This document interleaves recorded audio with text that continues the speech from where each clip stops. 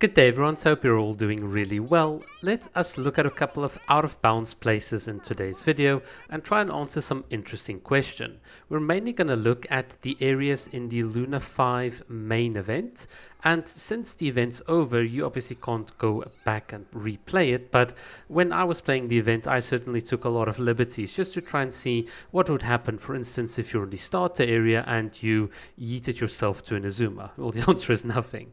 But here is an interesting question for those of you who played the event. You see here in the little bubble world next to the Luke's mansion, there is a statue of the Klee, like right at the top. So what would happen if we go there out of bounds? Well, as you can see, we can get there, but there is no interaction. So this is clearly just a bit of a placeholder, and it's a very nice little touch from the Genshin devs to put a statue of the Klee there, even though you're not actually supposed to really reach it.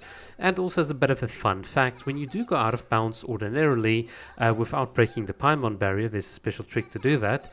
What would happen is that if you go too far out of bounds, the game would just teleport you, but in this case we're kind of close enough such that the game's not going to auto yeet us. But this also has me now thinking, are there other statues of the Klee in the bubble universe? Well, that's going to be the question we're going to try and answer just now. So you can see here in the background I'm doing a couple of special things to try and set my teleport position, and then once that teleport position is set, we are going to just see, can we teleport to that statue of the Seven whilst being in the bubble universe. And obviously any conclusion we reach for one statue is most likely going to hold for the other statues, because, well, if you look at the specific regions that you're allowed to play in, you can't really go too far outside of Mondstadt. So that's kind of like my inference.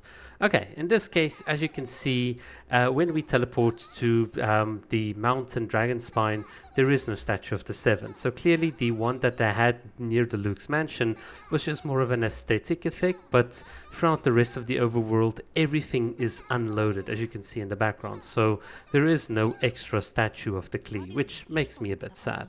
But in any case, so the other thing that I was also wondering is what happens inside of the cathedral, or at least the basement of the cathedral.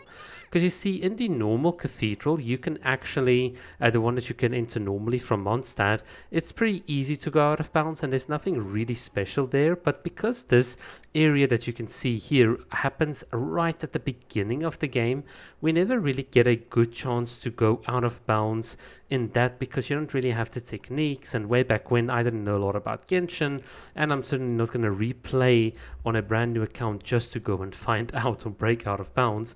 But in this case, as you can see, this is a top-down view of the cathedral. There's nothing in the ether around Lumine. Get it? Ether, the dark background? Okay. So this is how the cathedral looks like. And yeah, there's really nothing special. It's just a very simple placeholder. If you're very used to the Meliastron Wonderland editor and so on, maybe you'd recognize kind of like how you put the skeleton at the top, or at the like when you like crawl off the stage. I'm tripping over my words, but you kind of get the idea. The only impressive thing about this basement is just the sheer amount of pillars, because it's like really crazy just how much they kind of packed in with the detail. But yeah, that's as much as I can show. And of course, if you want to go inbounds, that is one of the easiest things to do in Genshin. You just literally go and hop in. Okay, so that's the cathedral area. So now let's go to another bit more of a funky place. And this is the Mona domain. The first time I got here, I accidentally teleported way too far off because I didn't know how the coordinates looked. But this is a very nice view of the domain from a very far place.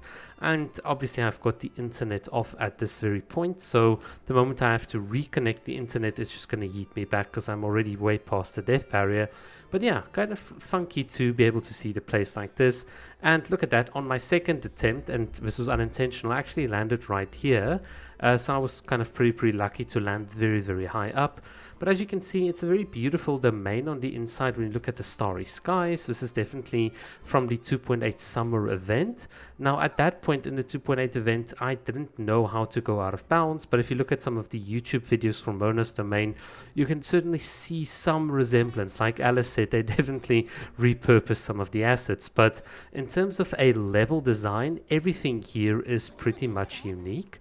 And the fun thing for me about being out of bounds is always to try and trace back what the journey was when you actually do a normal playthrough, to say to yourself, oh, okay, this is on the part of the map that I am, etc., etc. The only interesting thing about being out of bounds is just the weird amount of random invisible barriers that the devs put up on the place. It's one of those things that I cannot explain, because you sometimes, even when you relate it back to the playable area, it just doesn't make any sense. So that is a weird, unique quirk of the devs that I won't be able to explain. But in any case, looking at the rest of the map, it's very colorful how the different skyboxes and effects change. Obviously, there's some very unlike used places there in the background, like you can see with the little mountains and stuff. You can clearly tell that some of the assets that they included were parts of an earlier build and iteration, and they definitely didn't bother cleaning it up, because they knew, hey, this is only going to be a limited type of deal. Anyhow, as we look around the rest of the place, you can see there is a big giant sphere thingamabob there. It's actually just a solid piece of hill or land. I don't know why the devs put it in, because it's got nothing to do with the playable area. I swear, sometimes I want to be in the mind of a developer to know what went through their minds, because from the playable area, and I definitely scouted it out, you can't see any of this, so it doesn't make sense. And here's the beautiful starry sky. For those of you that played the 2.8 event, oh my god, if you had Kokomi in the mid-air doing some cool things against the background sky, it was just gorgeous, like the thumbnail for this video. But in any case, so here's an interesting thing. Sometimes you get these random ledges in the middle of nowhere, and they're actually not just random. Typically what would happen is, in the earlier versions, the devs might have a cutscene where some characters go to a bit of a different location, and then those locations would actually be positioned randomly within the map, and typically there'd be some sort of like barrier around it, and you wouldn't be able to even notice this from the playable area. But it's just because when the game does scene switches, it's a lot easier to teleport quick in a within a domain to a short distance that's not too far away with the camera, than to do like a complete scene shift to like an entirely different region. So if you've ever wondered like why the game doesn't switch from seamlessly from in here to outside on Mondstadt into the Abyss and in here, it's because all of these places are different scenes. So typically how they handle cutscenes is they give them a small little dedicated area, and even if you go out of bounds, normally you can't always spot those, because what the devs do is they kind of like cover it with a bit of a shroud sometimes. So it's interesting, just how the game philosophy or the game design works here. As regards to the rest of the background footage, I'm just trying to give you as much coverage as I can possibly, just to show you what's happening all around.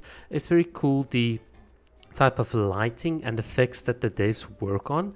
So it's not just plopping down a stage. I think a lot of the background and just even the skyboxes outside give you a bit of a mood on the inside, and that takes hard work. So I often think that a lot of people don't give the devs that much credit, but they actually do work really, really hard, even though from an outside of the box perspective, it's complete garbage what you see on the outside. It's all just about the view they want you to see on the inside.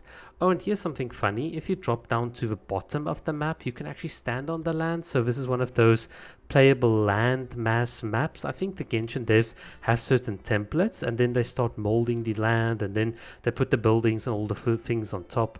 But at the bottom, it might look like a bit of horror fuel, but there's literally just nothing here. It's just empty. In any case, look at this. This is a beautiful Kokomi picture. I've literally, when the 2.8 event came out with the starry background and Mona's Island, I took like over 300 pictures. I just looked at some of the old archives now, and it's just crazy. I think the day I die and someone goes through all my hard drives and they just see all of these Kokomi pictures, I wonder what they're going to think. In fact, I wonder what people watching my channel think about my obsession with Kokomi. But in any case, I'll leave it there. Oh, fun times. Definitely a bit of nostalgia bait for you guys. All right, keep well. Cheers.